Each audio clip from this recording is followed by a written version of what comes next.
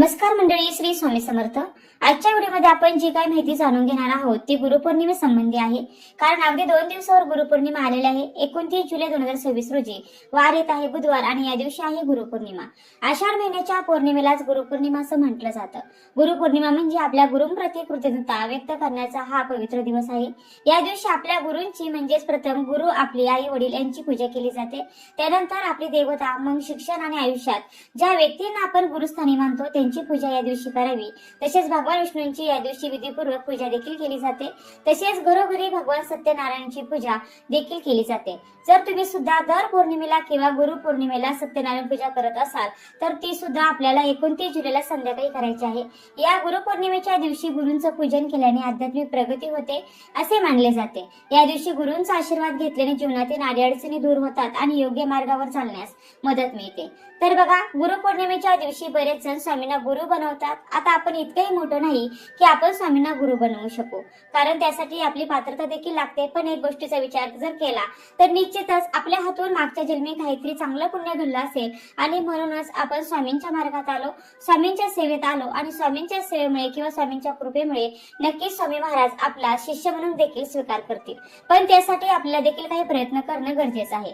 तर तुम्हालाही स्वामींना गुरु बनवण्याची इच्छा असेल तर नक्की स्वामींना गुरु कसं बनावं, कुठला मंत्र म्हणावा आणि सगळ्यात महत्त्वाचं कुठले नियम पाळावे हे सगळं काही आजच्या व्हिडिओच्या माध्यमातून तुम्हाला समजणार आहे। तुमच्याकडे स्वामींची मूर्ती असेल किंवा स्वामींचा फोटो असेल तर मग फोटोसाठी आणि मूर्तीसाठी कशा पद्धतीने पूजाविधी करावी हे देखील व्हिडिओच्या माध्यमातून सांगण्यात येणार आहे। त्यामुळे व्हिडिओ कोठे स्किप न करता शेवटपर्यंत बघत राहा। चला तर आपल्या या महत्त्वाच्या व्हिडिओला सुरुवात करूया। तर 29 तारखेला आपल्याला जेव्हा स्वामींना गुरु बनवायचं आहे तेव्हा पहाटे लवकर उठायचं आहे। अगदी ब्रह्ममुहूर्तावर उठून आपली जी काही पूजाविधी आहे, जी गुरु बनवण्याची जी काही पद्धत आहे ती आपली ब्रह्ममुहूर्तावरच व्हायला हवी असा प्रयत्न आपल्याला करायचा आहे। पण त्या वेळेत अगदी शक्य नाही झालं तर कमीत कमी सूर्योदय होण्यापूर्वी किंवा सकाळी 10 वाजायच्या आत तुम्ही स्वामींना गुरु बनवून घ्यायचं आहे। आता स्वामींना गुरु बनवण्यापूर्वी काही तयारी आपल्याला करायची आहे, ती तुम्ही आदल्या दिवशी देखील करू शकता, म्हणजेच मंगळवारच्या दिवशी देखील करू शकता। तर पूर्व तयारी म्हणजे फार काही विशेष असं नाही, पण पूजेसाठी लागणारे जे काही साहित्य आहे जसं की आपल्याला श्रीफळ लागणार आहे, एखादी खडी साखरेची पुडी लागणार आहे, या व्यतिरिक्त धूप दीप तर असंही आपल्या घरामध्ये असतंच। पण क्वचित कधी कधी ते संपून जातं आणि मग वेळेवर आपल्याला आठवण येते तर ते जे काही साहित्य आपल्या घरात उपलब्ध नसेल ते आपल्याला घेऊन यायचं आहे। या व्यतिरिक्त स्वामींना आवडणारी जी काही फुलं आहे ती म्हणजे चाफ्याची फुलं किंवा पिवळ्या रंगाची फुलं ती आपल्याला घेऊन यायची आहे। नाही चाफ्याची फुलं मिळाली तर दुसरी फुलं आणली तरीही चालतील। त्यासोबत तुळशीपत्र देखील आपल्याला लागणार आहे। त्यानंतर स्वामींना आवडणारं सगळ्यात प्रिय असं ही नातं देखील आपल्याला आदल्या दिवशी घेऊन यायचं आहे। अगोदर घरामध्ये असेल तर काय वापरायला हरकत नाही, नवीन पाहिजे असा काही हट्ट नाही। पण जर तुमच्याकडे नसेलच तर तुम्ही ते आदल्या दिवशी घेऊन येऊ शकता। त्यानंतर स्वामींसाठी जर तुम्हाला वस्त्र आणायचे असतील तर ते तुम्ही पिवळ्या रंगाचे अगदीच आणू शकता। तर पिवळ्या रंगाचं वस्त्र आपल्याला आणायचंच आहे। जे चौरंगावर पाटावर आपण अंथरत असतो ते देखील आपल्याला पिवळ्या रंगाचाच वापरण्याचा प्रयत्न करायचा, नसेल तर मग लाल रंगाचं वापरलं तरी काय हरकत नाही। त्यानंतर स्वामींसाठी जर तुम्हाला काही गोष्टी घ्यायच्या असतील जसे की बघा, रुद्राक्षाची छोटीशी माळ आहे किंवा जे काही फेटा वगैरे आहे ते तुम्हाला घ्यायचा इच्छा असेल तर ते देखील तुम्ही घेऊ शकता। तुमच्याकडे शंख घंटा नसेल ते देखील तुम्ही आणू शकता। अशा पद्धतीने आदल्या दिवशी जर आपण पूर्व तयारी केली तर दुसऱ्या दिवशी आपली गडबड होणार नाही आणि सकाळी सकाळी आपली पूजाविधी पूर्णपणे व्यवस्थितरित्या पार पडणार आहे। तर असो, ही पूर्व तयारी आदल्या दिवशीची होती। आता दुसऱ्या दिवशी काय करायचं तर दुसऱ्या दिवशी आपल्याला ब्रह्ममुहूर्तावर उठून आंघोळ वगैरे करून तयार राहायचं आहे। त्यानंतर सगळ्यात अगोदर आपल्या उंबरठ्यावर हळदीचं लेपन करायचं आहे। त्यानंतर मुख्य दरवाजावर शुभ लाभ लिहायचा आहे, स्वस्तिक काढायचं आहे आणि आपल्या उंबरठ्याच्या जवळ एक तुपाचा किंवा तेलाचा दिवा लावायचा आहे, धूपदीप लावायचा आहे, जेणेकरून आपला जो मुख्य दरवाजा आहे तो एक प्रकारे पवित्र होईल आणि आपल्या गुरूंचं आगमन त्या ठिकाणाहून आपल्या घरामध्ये होईल। तर अशा पद्धतीने सकाळची सुरुवात करायची आहे आणि त्यानंतर शक्य असल्यास आंब्याचं जे तोरण आहे ते आपल्या दरवाजाला लावायचं आहे। तुमच्याकडे जर आंब्याचं तोरण लावता येणं शक्य नसेल तर तुम्ही उंबरठ्यावर 2 फुलं जरी ठेवली तरीही चालणार आहे। आता हे झाल्यानंतर आपले जे देवघर आहे किंवा स्वामींची मूर्ती किंवा स्वामींचा फोटो ज्या ठिकाणी ठेवलेला आहे त्या ठिकाणी आपल्याला बसायचं आहे। बसण्यासाठी आसन घ्यायचं आहे, पण बसण्यापूर्वी जवळ आपल्याला काही साहित्य लागणार आहे ते देखील घ्यायचं आहे। त्यामध्ये पंचामृत आहे, पंचामृत नसेल तर दूध किंवा पाणी तुम्हाला जवळ घ्यायचं आहे।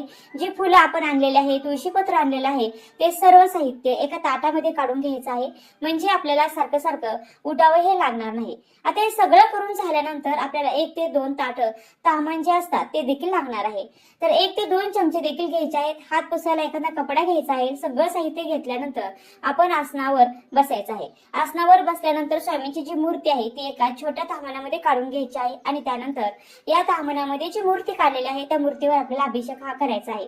अभिषेक करताना काही खास सेवा देखील आपल्याला या गुरुपौर्णिमेच्या दिवशी करायच्या आहे. तर त्या कुठल्या सेवा करायच्या आहे तर बघा, स्वामींच्या मूर्तीवर अभिषेक करताना आपल्या सगळ्यात अगोदर गणपती अथर्वशीर्ष म्हणायचा आहे. या ठिकाणी फक्त अथर्वशीर्ष म्हणायचं आहे, फलश्रुती आपल्याला म्हणायची नाही. त्यानंतर आपल्याला पुरुषसूक्त म्हणायचं आहे. 16 वेळेस म्हणणे शक्य असेल तर 16 वेळेस म्हणा, नाही तर एकदा म्हणायला काही हरकत नाही. त्यानंतर एकदा श्रीसुक्तम देखील म्हणायचं आहे.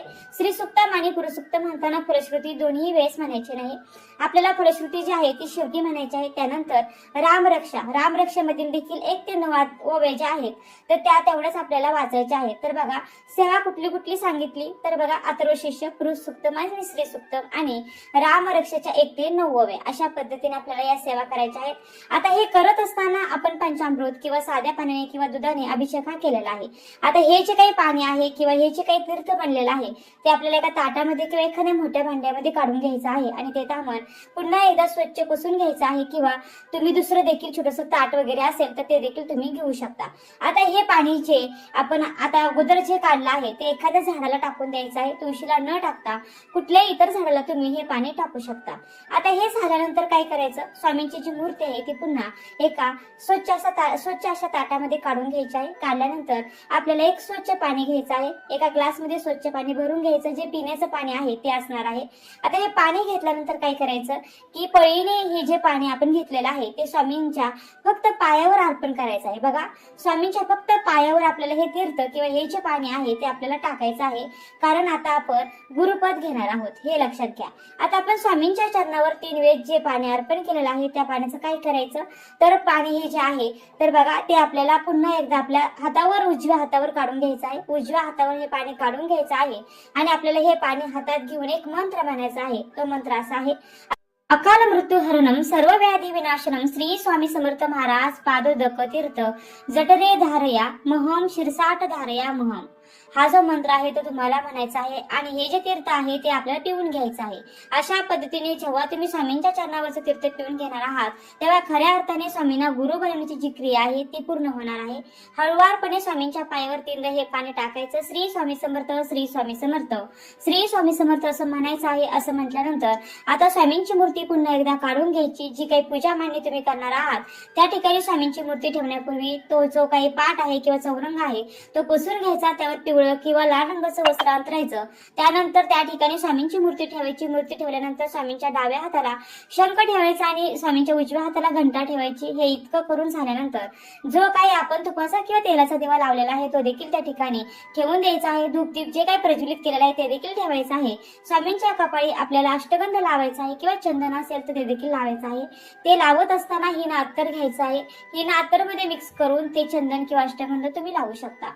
अशा प्रकारे चंदनाचा टिळा लावल्यानंतर स्वामींना हिना अत्तर पुन्हा एकदा लावायचं आहे. जे काही वस्त्र तुम्ही घेतलेले आहे ते स्वामींना घालायचं आहे. हार घेतला असेल तर तो अर्पण करायचा आहे. जो काही फेटा वगैरे घेतला असेल तो देखील तुम्ही अर्पण करू शकता. आता या सगळ्या इच्छित गोष्टी आहे, तुम्ही जे काही करणार आहात ते सगळं काही अर्पण करायचं आहे. आता फुलं जी आणलेली आहे ती देखील तुम्ही अर्पण करायची आहे. हे सगळं करून झाल्यानंतर आपल्याला काय करायचं आहे, जे आपण श्रीफळ आणलेलं आहे ते श्रीफळ दोन्ही हाताच्या उंजळीमध्ये घ्यायचं आहे. तो जो नारळाचा शेंडा जो असणार आहे तो देवाकडे करायचा, म्हणजे आपल्या स्वामींकडे करायचा आणि अशा प्रकारे आपल्या हातामध्ये तो नारळ पकडायचा आहे. आता नारळ हातामध्ये पकडल्यानंतर स्वामींना आपल्या पद्धतीने विनवणी करायची आहे. सगळ्यात अगोदर आपलं नाव घ्यायचं आहे आणि आपलं गोत्र सांगायचं आहे की स्वामी अमुक अमुक माझं नाव आहे आणि मी या गोत्राचा आहे. आता गोत्र जर तुम्हाला माहित नसेल तर कश्यप गोत्र असं सांगायचं आणि स्वामींना सांगायचं की स्वामी आजपासून मी तुमचा शिष्य होणार आहे. तुम्ही माझे गुरुपद स्वीकार करा. तुम्ही माझा शिष्य म्हणून सांभाळ करा. माझा स्वीकार करा. माझ्या प्रत्येक सुखदुःखामध्ये तुमचाच वाटा आहे आणि तुमच्यामुळेच आज मी हे आयुष्य जगत आहे, या ज्या काही घरात मी राहत आहे हे तुमचंच घर आहे आणि तुम्ही या घरामध्ये मला स्थान दिलेलं आहे, हेच माझं परम भाग्य आहे. आता आपल्या घरात येऊन तुम्ही एक मोठी व्यक्ती म्हणून आपल्या घराचा सांभाळ करा, कुटुंबाचा सांभाळ करा आणि आमच्या सुखदुःखात सगळं काही तुम्ही आम्हाला सांभाळून घ्या. अशा प्रकारे स्वामींना विनवणी करायची आहे. तुम्हीच आता माझे आई वडील भाऊ बहीण सगळं काही फक्त आणि फक्त तुम्हीच आहे. अशा पद्धतीने तुम्हाला जसं बोलायचं आहे तशा पद्धतीने तुम्ही बोलू शकता.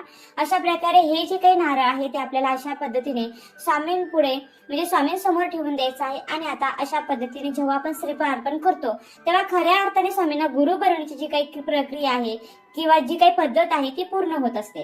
अशा पद्धतीने जर स्वामींना तुम्ही गुरु बनवण्याचा छोटासा प्रयत्न केला तर स्वामी नक्कीच तुमच्यावर प्रसन्न होतील आणि स्वामी महाराज तुमचा शिष्य म्हणून स्वीकार देखील करतील. आता या सगळ्या गोष्टी करत असताना आपल्याकडे असायला हवा तो फक्त आणि फक्त शुद्ध भाव. या व्यतिरिक्त स्वामींना काही लागत नाही. तरी स्वामींसाठी जो काही नैवेद्य तुम्ही आणलेला असेल त्यामध्ये बेसनाचे लाडू असतील किंवा स्वामींचा आवडता एखादा पदार्थ असेल, पुरणपोळी असेल, ते सगळं काही जे काही तुम्ही आणलेलं आहे ते तुम्ही स्वामींना अर्पण करू शकता. त्यामध्ये तुळशीपत्राचा समावेश तुम्हाला आवर्जून करायचा आहे. त्यानंतर स्वामींची आरती करायची आहे आणि तिथेच बसून तुम्हाला स्वामींच्या काही सेवा देखील करायच्या आहे. आता स्वामींच्या सेवा करत असताना जेव्हा आपण स्वामींना गुरु बनवतो तेव्हा काही खास नियमांचं देखील पालन करायचं असतं. तर ते नियम कुठले आहेत ते देखील मी तुम्हाला या व्हिडिओच्या माध्यमातून पूर्णपणे सांगत आहे. तर बघा, सगळ्यात पहिला जो नियम आहे तो असा की जर तुम्ही स्वामींना गुरु बनवणार असाल तर तुम्हाला स्वामींची नित्य सेवा करणं देखील गरजेचं आहे. आता आजपासून जर तुम्ही स्वामींना गुरु बनवलेला आहे तर आजपासून लगेचच तुम्हाला नित्य सेवेला देखील सुरुवात करायची आहे. नित्य सेवा म्हणजे काय, तर श्री स्वामी समर्थ या मंत्राचे 11 माळी जप करायचा. त्यासोबत स्वामीचरित्र सारांश जे आहे त्याचं क्रमशः रोज 3 अध्याय वाचायचे आणि तारक मंत्र सकाळी दुपारी संध्याकाळी जेव्हा शक्य होईल तेव्हा तुम्हाला तारक मंत्र देखील म्हणायचा आहे. या 3 सेवा कंपल्सरी आपल्याला स्वामींना गुरु बनवल्यानंतर कराव्याच लागतात. फक्त काही कारणास्तव जर तुम्हाला 11 माळी जप करणं शक्य नसेल तर कमीत कमी 1 माळ जप करून आपल्याला घराच्या बाहेर पडायचं आहे. तुम्हाला किती घाई असो, किती गडबड असो, पण 1 माळ तुमच्याकडून घरातून बाहेर पडताना झालीच पाहिजे. हा नियम मात्र तुम्हाला पाळायचा आहे. या व्यतिरिक्त तुम्ही प्रवास किंवा दुसरं काही काम करत असताना स्वामींचे नाम जपत राहिलात तरी देखील चालणार आहे. पण अशा प्रकारे 1 माळ जप होईना स्वामींच्या समोर बसून आपल्याला करायचीच आहे. या व्यतिरिक्त स्वामीचरित्र सारामृताचे जे 3 अध्याय आहेत दररोज क्रमशः हे 3 अध्याय जर तुम्ही वाचले तर 7 दिवसामध्ये तुमचं एक पारायण होतं. हा देखील एक नित्य सेवेचाच भाग आहे. तर ही सेवा देखील आपल्याला कंपल्सरी करायची आहे. आणि तारक मंत्र प्रत्येक संकटातून तारून नेणारा जो मंत्र आहे तो तारक मंत्र तुम्हाला जेव्हा तुम्हाला वेळ मिळणार आहे तेव्हा म्हणायचा आहे. अशा प्रकारे तुम्हाला या सेवा कंपल्सरी करायच्या आहे. जेव्हा तुमच्याकडून या सेवा करणं शक्य होणार आहे तेव्हाच खऱ्या अर्थाने तुम्ही शिष्य म्हणून ओळखले जाणार आहात. तर मनाची तयारी तुम्हाला अगोदर करून घ्यायची आहे आणि अशा पद्धतीनेच सेवा देखील करायच्या आहेत. त्यानंतर दुसरा जो नियम आहे तो असा की तुम्ही जी सेवा करणार आहात ती स्वामींसाठी करत आहात, लोकांना दाखवण्यासाठी नाही. तर त्यामुळे आपल्या सेवेचा धिंडोरा पिटवता कामा नये किंवा मी अमुक करतो, मी तमुक करतो हे प्रत्येकाला सांगण्याची गरज नाही. इतरांना मार्गदर्शन करण्याची वेळ आली तर आवर्जून करावं. पण मी हेच करते, मी तेच करते हे इतरांना जर आपण नेहमी सांगत असलो तर हे स्वामींना देखील पसंत नाही. त्यामुळे फक्त मार्गदर्शन करण्याचं काम करायचं आहे. आपल्या सेवेचा धिंडोरा पिटवण्याची गरज नाही. त्यानंतर तिसरा जो नियम आहे तो असा की आपल्याला दर गुरुवारी स्वामींच्या मठात जायचं आहे. आता अगदीच तुमच्या गावात मठ नसेल तर हरकत नाही, पण जर तुमच्या गावात कुठे जवळ मंदिर असेल, केंद्र असेल, मठ आहे तर तुम्हाला दर गुरुवारी न चुकवता त्या ठिकाणी दर्शनाला जायचं आहे. भलेही तुम्हाला आरतीला शक्य नाही झालं तर चालेल, पण दर्शनाला मात्र तुम्हाला त्या ठिकाणी जायचंच आहे. पुढचा जो नियम आहे तो असा की आपल्याला सेवेसोबतच चांगले कर्म देखील करायचे आहे. कारण आपण स्वामींची खूप सेवा करायची आणि दुसरीकडे जर आपले कर्म वाईट असतील तर आपल्याला सेवेचे फळ कधीही मिळत नाही. त्यामुळे होता होईल तितके आपले चांगले कर्म करायचे आहे, सेवेकरी घडवायचे आहेत. तुम्ही सेवा करत आहात तर एखाद्याला जर तुम्ही मार्गदर्शन केलं तर तोही सेवेला लागेल आणि एक सेवेकरी घडेल. तर याहीपेक्षा मोठं कुठलंही पुण्य नाही. त्यामुळे सेवेकरी बनवण्याचा प्रयत्न हा करायचा आहे. आणि 5वा जो महत्वाचा नियम आहे जो बऱ्याच लोकांना ठाऊक नाही किंवा ठाऊक असूनही ते थोडासा कानडोळा करतात आणि मग त्यांच्या सगळ्या सेवेवर पाणी फिरतं, तो नियम म्हणजे नॉनव्हेज. बघा, बरेच जण म्हणतात की तुम्ही स्वामींना गुरु बनवा पण मग नॉनव्हेज वगैरे खाल्लं तर चालतं वगैरे. तर या सगळ्या ज्या काही गोष्टी आहेत त्या पूर्णपणे चुकीच्या आहे. जर तुम्हाला स्वामींना गुरु बनवायचं आहे तर मग तुम्हाला नॉनव्हेज हे पूर्णपणे बंद करावं लागणारच. त्यामुळे गुरु बनवताना एकदा 100% विचार करा आणि मग स्वामींना गुरु बनवा. तर स्वामी भक्त हो, तुम्ही हे 5-6 जे नियम तुम्हाला सांगितले आहेत आहेत. जर ते तुम्ही पाळले तर निश्चितपणे तुमची कुठलीही कठीणातील कठीण इच्छा हे स्वामी महाराज नक्कीच पूर्ण करतील. असे स्वामी महाराज आपल्याला भरभरून देत असतात. पण जर आपण काही नियमांचं पालन केलं तर निश्चितच आपल्या आयुष्याचं सोनं व्हायला वेळ लागणार नाही. तर स्वामी भक्त स्वामींना गुरु कसं बनवायचा, नियम कशा पद्धतीने पाळायचे हे सगळं काही सांगितलेलं आहे. दुसरा विषय राहिला तो असा की ज्यांच्याकडे मूर्ती नाही, फोटो आहे, त्यांनी काय करायचं. तर जे काही या ठिकाणी सांगितलेलं आहे ते अगदी तंतोतंत तसंच करायचं आहे. फक्त आपल्याला फोटोवर अभिषेक करता येणार नाही, तसा मूर्तीवर करता येतो. आणि मग आता अभिषेक करता येत नसेल तर काय हरकत नाही, फोटो आपल्याला फक्त पुसून घ्यायचा आहे. त्या फोटोला अष्टगंध म्हणजे स्वामींच्या कपाळी अष्टगंध लावायचा आहे. या व्यतिरिक्त ज्या काही सेवा अभिषेक करताना सांगितल्या आहेत त्या तुम्हाला म्हणायच्या आहेत. फक्त हात जोडून तुम्ही म्हटले तरीही चालेल. बाकी जे काही पद्धत आहे ती अगदी तंतोतंत तशाच पद्धतीने पाळायची आहे, नियमही तसेच पाळायचे आहेत. तर ही माहिती तुम्हाला कशी वाटली, आवडली असेल तर व्हिडिओला नक्की लाईक करा, चॅनलला सबस्क्राईब करा आणि व्हिडिओ जास्तीत जास्त शेअर करा. आणि व्हिडिओ शेवटपर्यंत पाहिल्याबद्दल अगदी मनापासून तुमची खूप खूप आभारी आहे. धन्यवाद. श्री स्वामी समर्थ. जय जय स्वामी समर्थ.